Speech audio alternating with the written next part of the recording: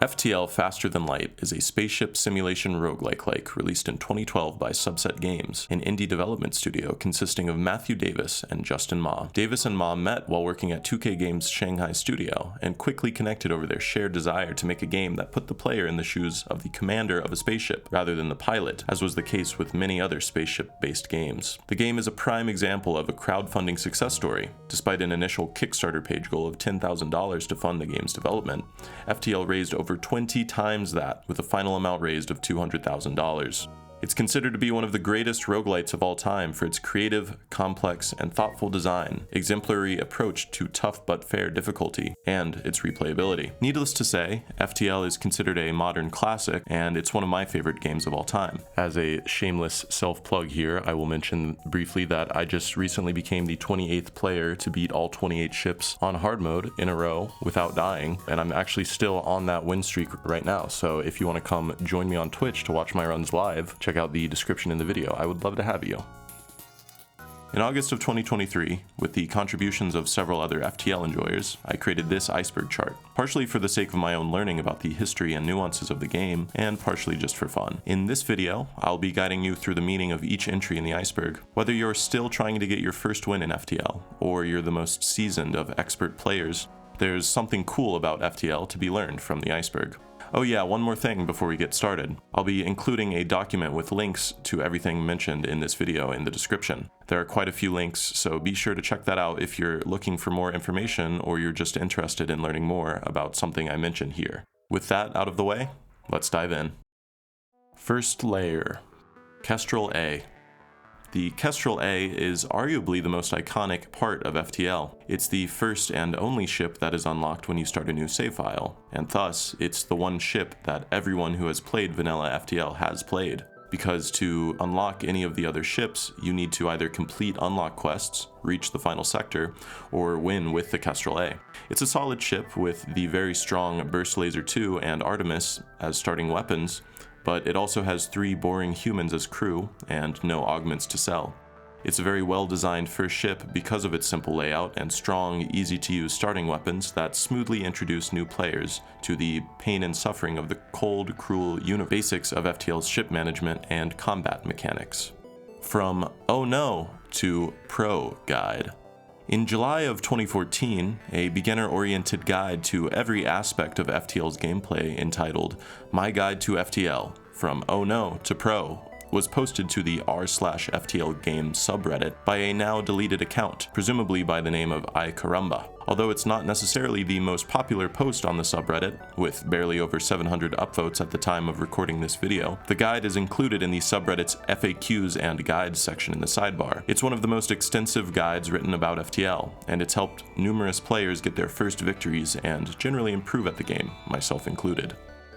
Giant alien spiders are no joke. FTL's core gameplay revolves around traveling through 8 randomly generated sectors of a galaxy to get to the final sector and face the Rebel flagship, the game's boss. Each sector has beacons you must jump through that are randomly generated and connected. Beacons can contain stores, ship fights, free resources and weapons, nothing, or sometimes distress beacons. Distress beacons usually feature events that give the player a choice. There's usually a safe choice that offers lower or no reward, and a choice that has a chance to pay out, but also a chance to cause harm to either your ship or crew. Giant alien spiders is one of the most iconic of these random events, because almost everyone who's been a beginner to FTL has gotten screwed over by choosing the risky option without knowing what they were getting into. Mike Hopley's Beginner's Guide. Mike Hopley is one of the pillars of the FTL community. Not only is he one of the most skilled players out there, with a self-reported win rate of 98% over the years and numerous challenge runs under his belt, which we will discuss more in a later entry, he is also one of the most essential gurus for new players looking for help improving their play. His YouTube channel, which is linked in the description, features countless hours of informational videos about FTL. They range from incredibly precise micromanagement tricks to more general tips about the game. One such video in the latter category is his most viewed, The Beginner's Guide to FTL, which features 20 incredibly relevant and thoughtful tips on how players can improve their odds of winning runs. If you haven't watched it already, definitely check it out. Many of Mike's videos, including his beginner's guide, have helped me immensely in my growth as an FTL player, and even if you're not a beginner, there's almost certainly something to be learned. Easy is still hard. FTL has 3 difficulty options: easy, normal, and hard. Compared to normal, easy features slightly easier ship generation and higher scrap rewards from fights, and starts you with 30 scrap. Normal is, well, normal. It starts you with 10 scrap and gives a plus 25% boost to your end of the run score. And hard mode features harder enemy ship generation, lower scrap rewards, and a score multiplier of plus 50%. Also, you start with 0 scrap. As 2 added bonuses for extra fun times, hard mode also makes the boss fight harder and implements the little-known smart targeting feature, which means that enemies target their weapons at your ship's systems in a more intelligent and dangerous way, but we will discuss both of these in greater depth later. It's no secret, FTL is a really hard game. It's well known among the fan base that even the easy difficulty setting is not truly easy. With all of that talk about hard mode, I might have made easy sound like a walk in the park, but the truth is, it's still really difficult. It is not uncommon for players to take tens, even hundreds of hours to get their first win on easy difficulty. The developers originally balanced the game so that the average win rate would be 10%. But the best players in the world now have win rates of anywhere from 85 to 98%.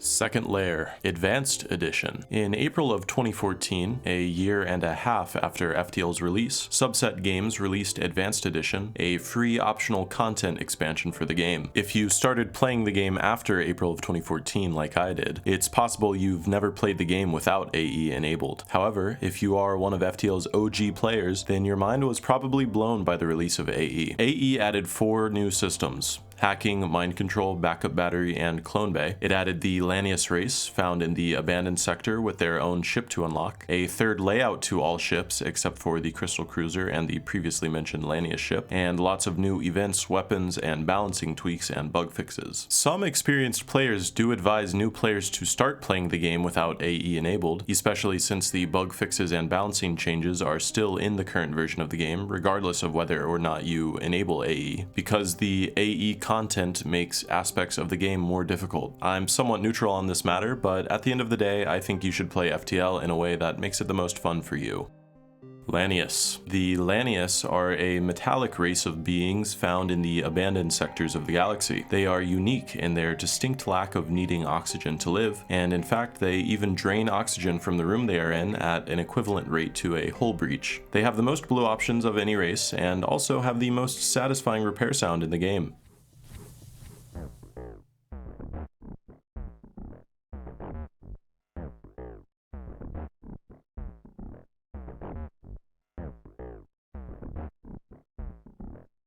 Apparently, the Lanius are inspired by a creature called the Shrike from Dan Simmons' novel Hyperion Kantos. Wait, there's an iPad version? Yeah, there's an iPad version. The iPad port of the game was released simultaneously with AE in April of 2014 and received universal acclaim from critics for being a finely tuned mobile port of an already great game. There are some differences between the PC and iPad versions that range from minute to notable, including, but not limited to, dynamically sized enemy and player ships that grow or shrink depending on whether they are selected, a largely redesigned UI with blockier system icons and power bars, and a reworked control scheme, which is obvious considering the demands of designing a game for touchscreen. I've never played it because I don't own an iPad, but hey, if you have an iPad and $10 but not a PC and want to play FTL, now you know there's nothing stopping you.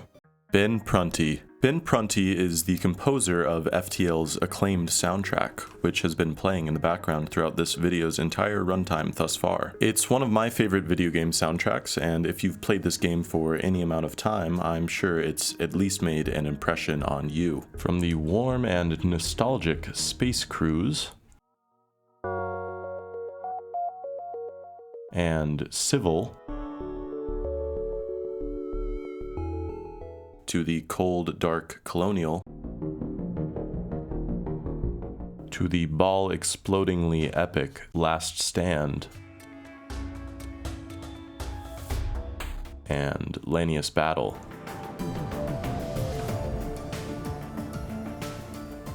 Each track is wonderfully crafted to fit into the vibe of the game. Prunty has also composed the soundtracks to Subset's other acclaimed game, Into the Breach, as well as Subnautica Below Zero, the sequel to the popular open-world survival game Subnautica, and a couple other more low-key releases like The Dark Side Detective and Dead Secret. He's an indie composer legend. The Crystal Cruiser. The Crystal Cruiser. This is FTL's most secret ship, belonging to the secluded and mysterious crystalline beings, ancestors of the Rockmen. These fellas are only found in their unique sector, the hidden crystal homeworld, and well hidden it is indeed. It's one of 2 ships with only 2 layouts as opposed to the usual 3, along with the Lanius cruiser. Its A layout is a mid-tier ship, but its B layout is considered by many to be one of the strongest ships in the game. And if you have no clue what I'm talking about here, I do not blame you. This is one of the most difficult to unlock things in any video game I have ever played.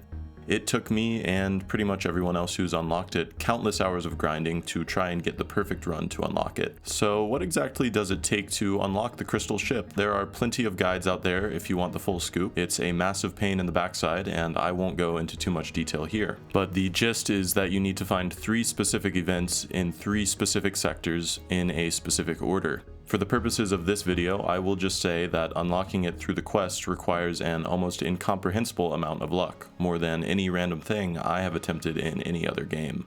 However, I kinda lied. You don't actually need to do the quest to unlock the ship at all. There is an alternative means of unlocking the ship that is not nearly as luck-based, although it's still quite difficult. You can get it by beating the game with the A and B layouts of all the other ships, excluding the Lanius. Almost always rush second shield. One of the most complex and difficult parts of FTL, even for veteran players, is knowing how to spend scrap. What's correct to purchase at any given moment in a given FTL run depends on a number of factors, including but not limited to your offensive and defensive capabilities, your crew members, your specific ship layout, and your sector choices and layouts. However, save for a handful of unique ships, there is one purchase that reigns supreme as the best thing you can possibly spend your first 50 scrap on, and that's getting your second shield bubble up. Generally, getting your second shield bubble up is immensely important if you want to improve your odds of surviving. Against Sector 1 and 2 enemies, it greatly increases the number of ships against which you are completely safe from taking damage. For example, an enemy with a mini-beam and a heavy laser is incredibly dangerous against a ship with 1 shield bubble, but is completely unable to deal any damage to a ship with 2 shields. The same goes for any combination of 2 one-shot lasers, ion weapons, and mini-beam. The exceptions to this rule are few, but it is important to bring them up. Mantis B, for example, is the only ship that has 2 shield bubbles right off the bat, so on that ship you want to spend your first 10 or 25 scrap on 1 or 2 engine upgrades to be able to run from unwinnable or dangerous fights faster. For Stealth A, you want to save your first 25 scrap for a weapons buffer. For Stealth B, you want to spend your first 50 on Cloaking Level 3, which increases your cloak time from 10 seconds to 15 and makes many fights much safer and allows you to fire your glaive beam before many enemies are able to fire their weapons. For Stealth C, you generally want to spend your first 25 scrap on a safety buffer point in your weapons. Zoltan B is a bit weird because it does start with the shield system, but it does not have a full shield bubble, and the first level upgrade costs 100 scrap. You want that first shield bubble. There are other ships that do start with shields, but have bad offense that makes getting a good weapon more urgent. Ships in this category include Fed A, NGB, Rock A, Fed C, and Zoltan C. If you find a good weapon in a store early on these ships, it can be worth delaying shields for. Most importantly though, remember that although these are general principles that usually do improve odds of victory,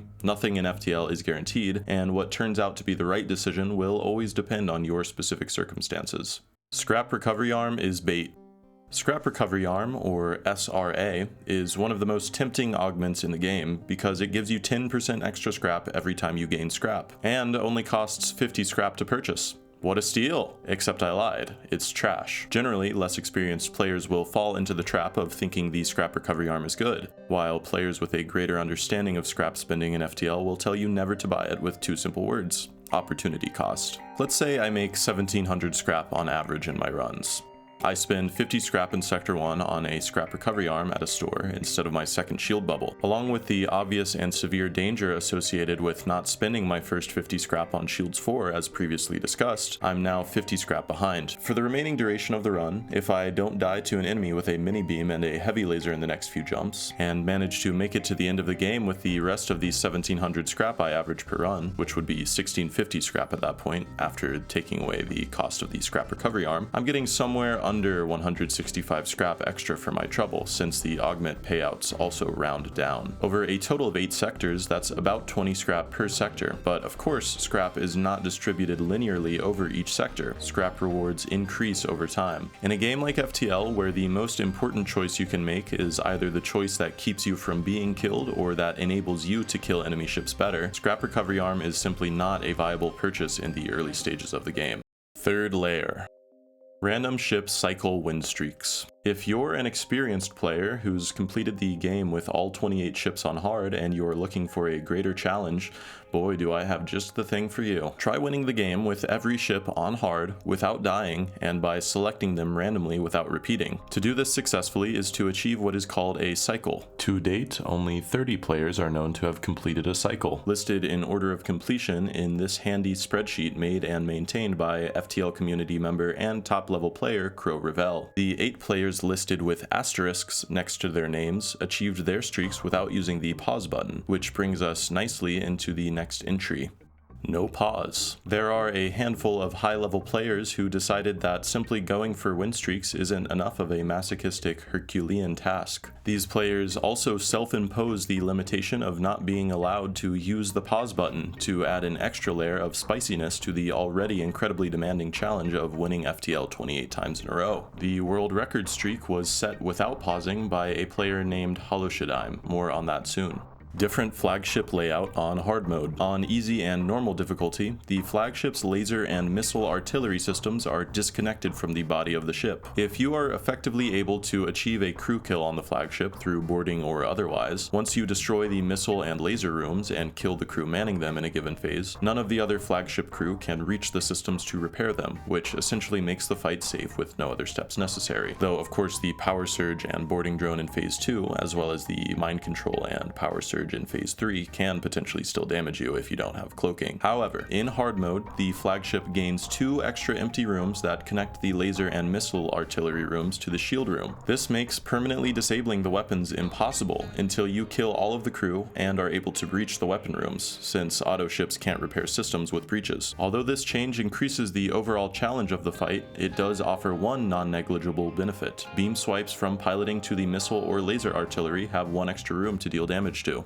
Shield dropping ion tactics. Ions are a class of weapon that deal no hull, crew, or system damage. Instead, they deal what is called ion damage. 1 ion damage causes 1 bar of power to be removed from the targeted system, and it locks power out of being transferred from or to the system for 5 seconds. Ions can stack with each other and themselves if they are fired fast enough, and enemies with ion weapons can quickly disable your shields, leaving your ship vulnerable to potential damage from weapons that cause hull damage, like beams and lasers. One trick that allows you to avoid ions disabling your shields in many cases involves a simple use of an oft-forgotten mechanic. You can depower your shields to let the ion through, then repower them quickly to block damage from a laser, beam, or offensive drone, etc. The timing is a bit tricky and depends on the specific ion weapons the enemy has, but once you've practiced it a few times, you'll find it very easy to do. Double shield Zoltan ion immunity. Another way to prevent ions from disabling your shields involves another useful mechanic, Zoltan power. If you have 2 Zoltans on your ship and you're against an enemy with an ion and say a heavy laser or mini beam, stick those Zoltans in shields ASAP and you will become safe from damage immediately. Zoltans by nature force 1 bar of power into the system they are in, and ions cannot disrupt their delivery of that power. Therefore, if you have 2 Zoltans, you have 2 unremovable power bars in your shields that will permanently counteract an enemy's ion weapon. Be careful though, because if the enemy's non-ion weapons shoot more than 1 projectile per volley, they can still hurt you, assuming you have 1 shield. This trick is useful on all of the Zoltan ships as well as Fed C, since it starts with 2 Zoltans.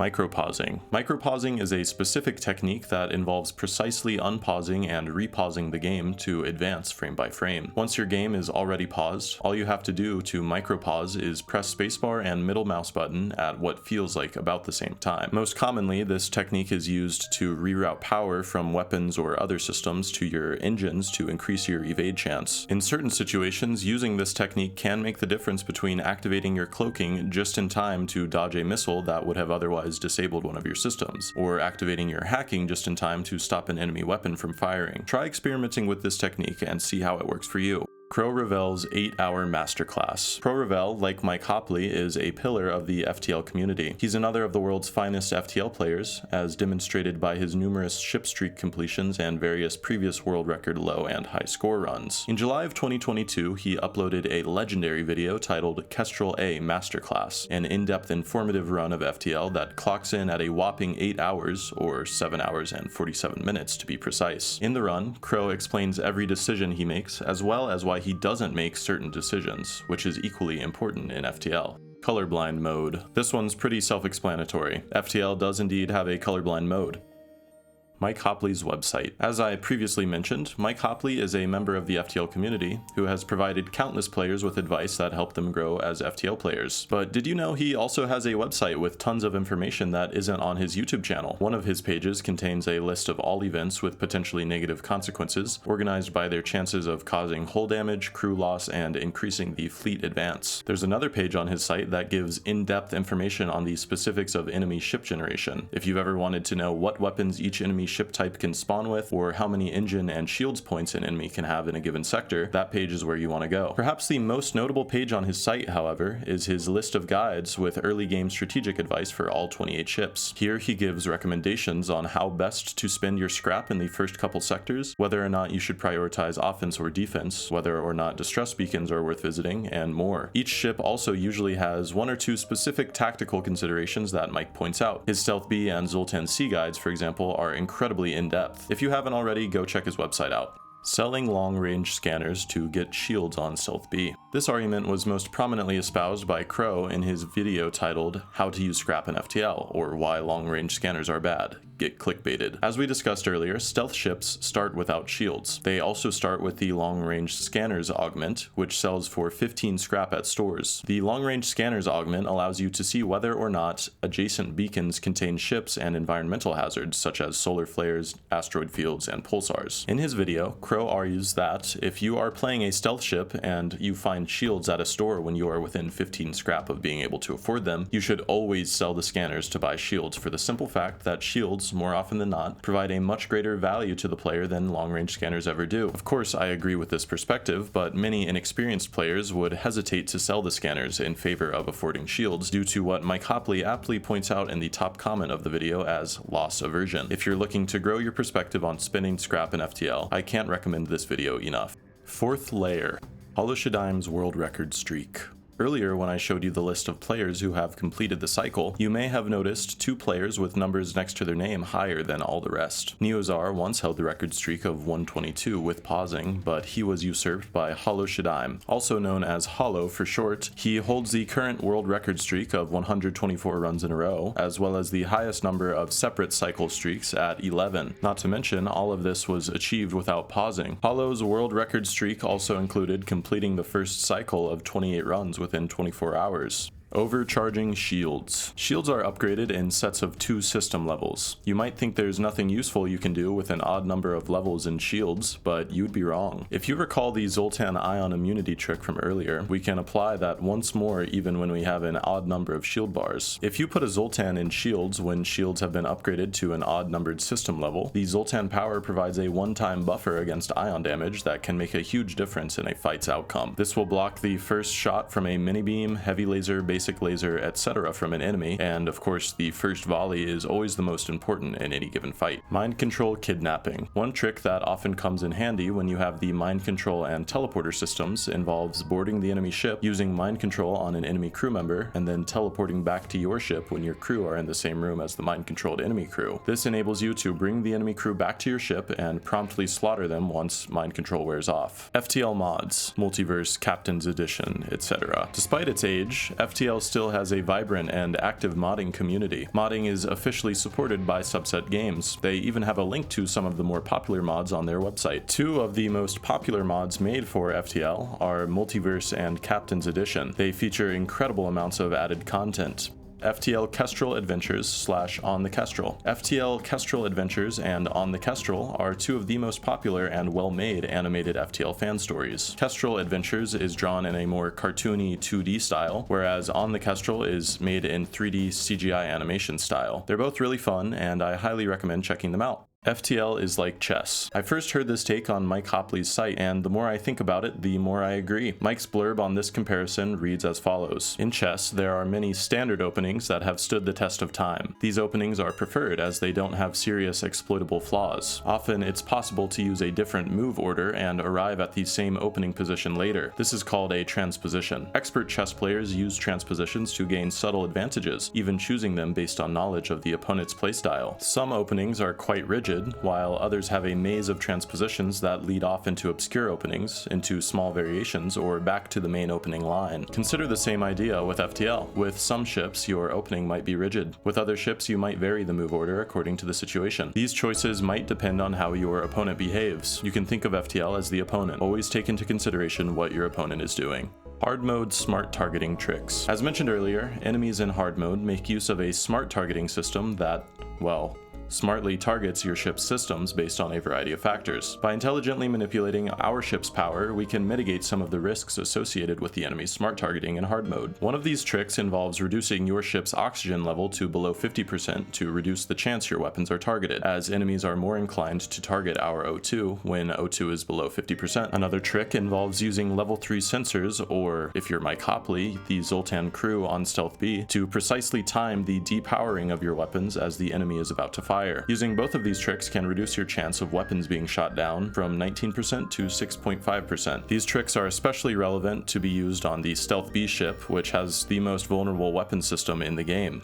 Fifth layer, Masala maneuver. The Masala maneuver, named for FTL community member Masala, refers to a technique usable against 3 crew enemy ships. The maneuver entails starting the fight by mind-controlling the enemy weapons crew and hacking their weapons, which enables the mind-controlled crew to break the first bar of weapons without interference from the other crew. Sven maneuver. The Sven maneuver, named for FTL community member the Sven, who first posted the technique to the FTL subreddit in March of 2015, refers to a technique whereby you can charge more than 8 total weapon powers worth of weapons with a pre-igniter. The weapon pre-igniter is an augment that instantly charges all powered weapons after a jump to a new beacon. In the example given in the original post by Sven, he shows the technique. With 6 weapon power, he charges a burst laser 2, hull laser 2, and a small bomb. Then, while paused, he depowers the burst laser 2 and small bomb and powers up a flak 2. When he jumps to the next beacon, all 4 of his weapons are charged, and he's able to shoot the flak 2, depower it, and power the burst laser 2 and small bomb quickly enough such that they have retained most of their charge from before the jump. This maneuver's status as an intended feature is debated. It is considered by some to be an exploit and others to be a part of the game's mechanics.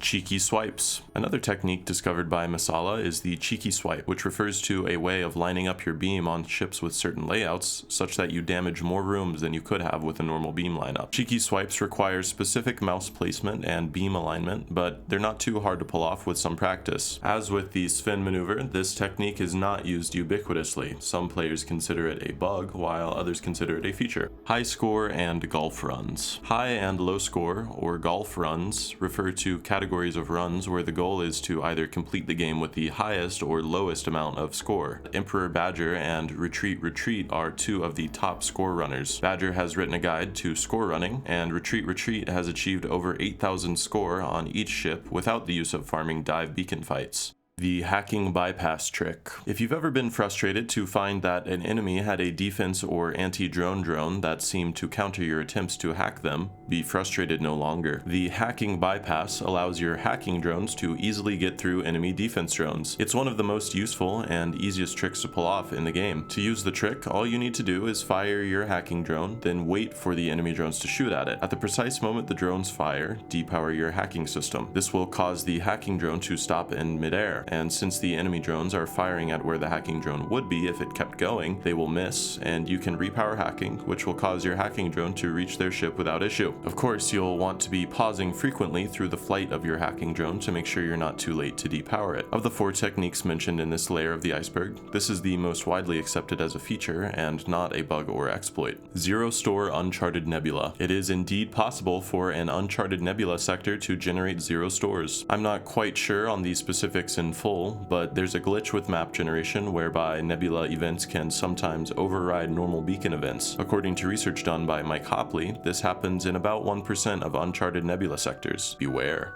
Bizarro Mantis B/NG boarding. In very rare cases, it may just happen that you have had terrible weapon luck and your only option to remain offensively viable is to board with your NG crew. This is of course a very bad situation to be in because NG have a 1/2 damage multiplier. One recurring image that has been posted in the FTL Discord through the years is of the Bizarro Mantis B, a screenshot of a Mantis B run with 8 NG crew. Shieldless runs. You may be surprised to find out that there are a handful of people who have attempted and completed shieldless runs. Mike Hopley has notably completed shieldless runs on all 28 ships. Reactorless runs. There's another type of challenge run Mike Hopley has completed, which he has said is the hardest one he's ever done, and that of course is reactorless. The reactorless run is only known to have been completed by 2 players ever, Mike Hopley and Tiny Ring, and they both did it using the same ship, Zoltan C, for its 4 starting Zoltan crew. Mike completed the challenge first in 2020, and Tiny Ring followed in 2022.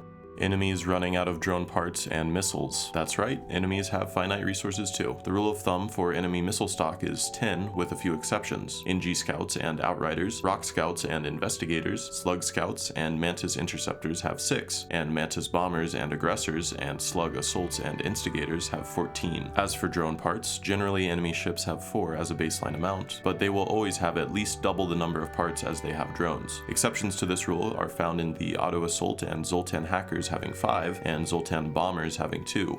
Bonus horror. According to Matthew of Subset Games, Ben Prunty is something of a horror music buff. He even composed a whole horror album with this very unsettling album cover. Bonus horror refers to an unused soundtrack for the game composed by Ben Prunty. It's 2 minutes and 31 seconds in length with a dark and eerie vibe, as the title of course would suggest. It's included in the official album release for FTL, coming in last in the track list. Deep Space Deluxe EP. This is another set of 3 tunes, each with an Explore and Battle version composed by Ben Prunty and released in 2015. According to the artist, he had a lull between projects and on a whim decided to make some unofficial FTL music. The result is this EP. The album art features a photograph from the Apollo 9 mission, the 3rd human spaceflight in NASA's Apollo program, which was completed in 1969. Enemies with 5 shields or 10 power in weapons. Although rare, it is possible to encounter enemies on any difficulty with more points in systems than the player maximum. The most scummy of these, of course, are the legendary 5 shield ships and ships with 9 to 10 weapon power. Here's a ship with an Ion Blast 2, 2 basic lasers, and a glaive beam for a total of 9 power. Weapon depowering training trick. As I mentioned earlier in our discussion on why getting your second shield up ASAP is really good most of the time, one of the reasons is that during safe fights you can train your crew's skills in evasion to get an extra 10% chance to dodge. But what about weapon training on a ship like Fed A, where your only weapon shoots 3 times? You can't just put the BL-2 on auto-fire for training in the early sectors because you'll simply kill the enemy ship before you gain any substantial increase in skill level. This is where the weapon depowering trick comes in. It involves timing the depowering of your weapon to just before the shots actually fire so as to avoid damaging the enemy ship but still getting an additional point in your skill training. This works because the skill point is awarded instantly as the weapon firing animation begins, but the shot itself doesn't spawn from the weapon until a few frames later. If you depower the weapon and recharge it, you can repeat this process ad infinitum until your crew is fully trained. This one isn't too popular, and for good reason. It's just really fucking slow. In one of his stealth B runs from his world record streak, for example, Holoshadime spends an hour in his run training against a safe ship. 6th layer.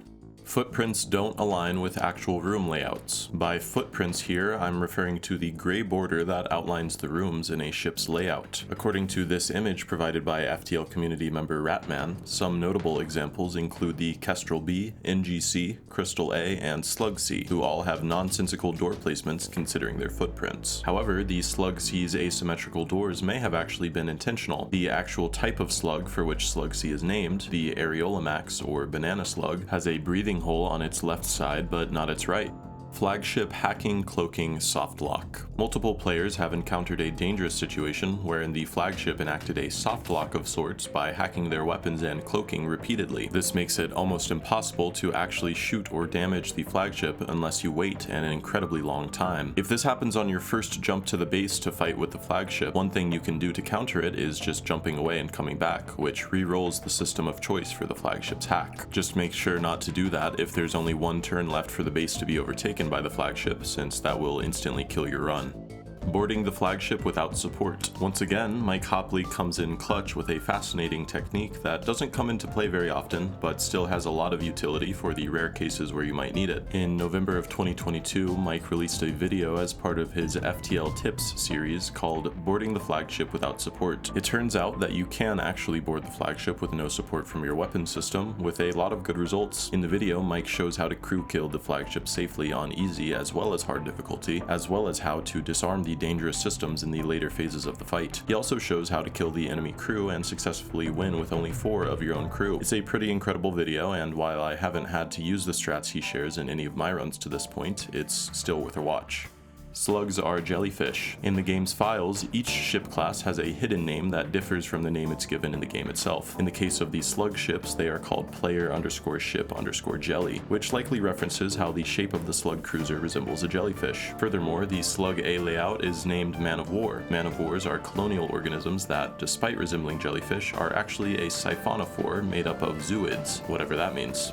When mischance is calculated for projectiles versus ASBs. When enemy projectiles are coming at your ship, the chance that they will either hit your ship or shields or miss you is calculated at the precise moment the projectile touches your shields. If you don't have shields up, the chance is calculated at the moment the projectile touches the center of the room it is targeting. In many cases, especially in the fight against the flagship, it is a valid strategic call to actually disable shields so that your cloaking gets those few extra moments to recharge before the missiles hit you, so you are able to cloak the missiles and the power surge together. In the case of hostile anti-ship battery or ASB events, the chance that the ASB will either hit or miss your ship is determined after the projectile appears in the background and the loud whoosh sound effect plays. Subset loves birds. All 3 Kestrel layouts, all 3 Federation layouts, and the Stealth A and Lanius B layout are named for birds. Kestrel A is just called the Kestrel, which is a type of small hawk that feeds on small mammals and reptiles, but not other birds, unlike other hawks. Kestrel B is named for red-tailed hawks, another bird of prey. Kestrel C is named for the swallow, a type of small bird that feeds while flying. Federation A is named for the Osprey, another bird of prey that is also known as the seahawk for its fish-heavy diet. Fed B, the Nisos, is named not for a bird directly, but for a king of Greek myth who was turned into a bird, an osprey to be specific. Fed C is named for a family of seabirds called Frigatebirds. Stealth A is named the Nasasio for the Latin genus name for true owls, Asio. And finally, the Lanius B is named for the Shrike, a type of passerine bird that kills its prey by impaling them on sharp thorns. It's also called the butcher bird for this reason.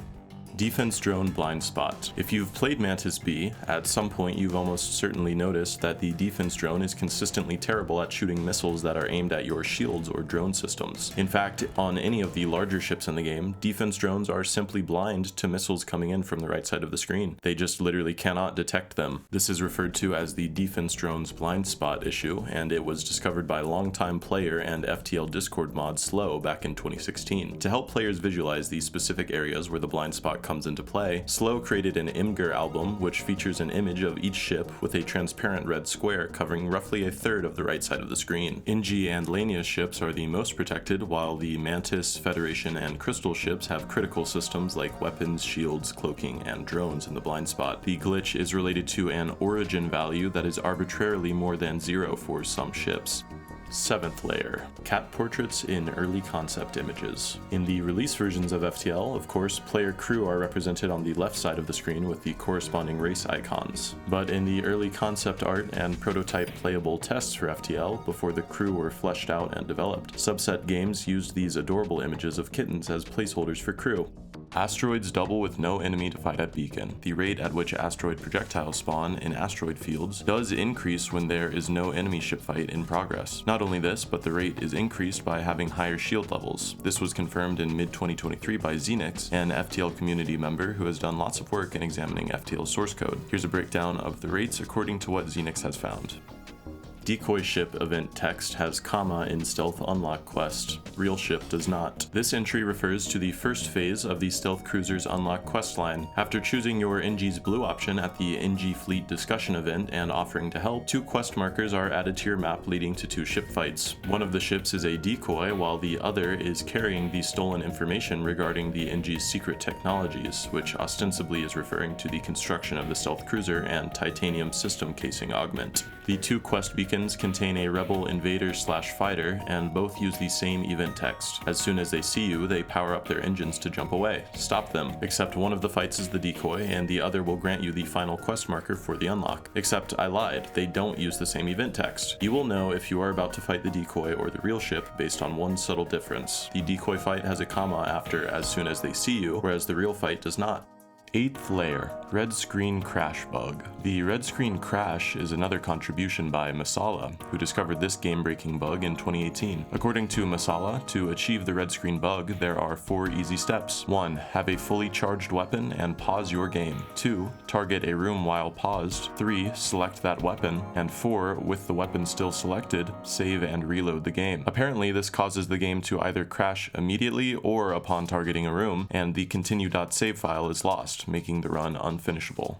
Challenge runs. There are many kinds of challenge runs beyond just the ones I've mentioned in this video. Of course, shieldless is one of the most popular, and reactorless is perhaps one of the most difficult, but there are more varied and unique challenges that have been completed by various players. For example, one of the more popular YouTube videos of an FTL run involves a player named Raining completing the so-called Crucible Challenge with the Crystal Bee. The Crucible Challenge requires you to beat the game without not only shields, but also weapons, offensive drones, doors, sensors, and O2. Pretty metal. Another example includes Hollow Shadim's 28-ship challenge run Win Streak, where each ship entailed a different, unique challenge that was meant to bolster a unique aspect of the ship's playstyle in an interesting and difficult way. For example, in his Mantis B run, he could not acquire crew that weren't Mantis, and he was not allowed to use repair drones or repair bombs. In his Zoltan C run, he allowed himself a maximum of 12 reactor bars, and he wasn't allowed to acquire cloaking or teleporter in his Stealth C run.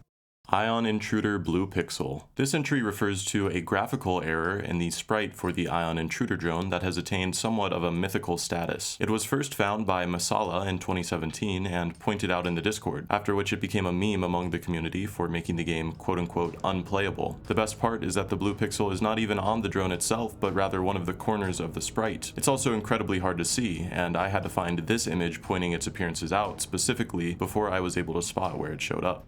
Asymmetrical sprites. While we are on the topic of graphical weirdness in FTL, let's look at some examples of cursed sprite mistakes on some of the ships. Badly shaded paint colors for the Slug Pirate ship markings. Rock C missing a dividing line for the hull elements on the starboard or bottom side of the ship, but not the port or top side. The enemy Crystal Bomber has a transparent pixel. In the mini thumbnail for Mantis B seen in the victory stats page and the ship selector, there are erroneous pixels on both of the back wing pieces. And lastly, the panel lines on the sides of the Slug Cruiser's nose are completely mismatched to the mini thumbnail graphic. Lanius sprite decentered. One last thing on the topic of visual oddities in FTL. Let's look at the Lanius, everyone's favorite metal-eating alien race. If you look very carefully at their placement on ship tiles compared to other crew, you will notice that the little fellas are ever so subtly off-center from the middle of the tile, and now you'll never be able to unsee this. You're welcome. Ghosts. According to a Reddit comment from Matthew, posted in 2014, there is an unused event in the game files called ghost_ship that features a ghost race that boards your ship. When hacked into the game, they have 50 health, are immune to suffocation, and take on the appearance of translucent humans. Ghosts were, of course, never added and are not seen anywhere in the vanilla game without hacking. What MFK stands for. If you've ever looked closely at the sprites for the rebel enemy ships, you've probably noticed the eagle insignia placed in their center. You might have even noticed the 3 letters that read MFK. But did you ever stop to consider what MFK stands for? There's no official answer, but I'll just let this clip of streamer and no pause streaker Rand118 asking Justin Ma the question speak for itself. I have to ask because we were able to ask Tom the other day, what does MFK mean? Chat reminded me. Do you know what MFK means on the flagship? Officially, it doesn't mean anything. It was just, Okay. I have the space here that I need to fill, and I put some letters in there. But whenever I look at it, I of course read it as mother effer.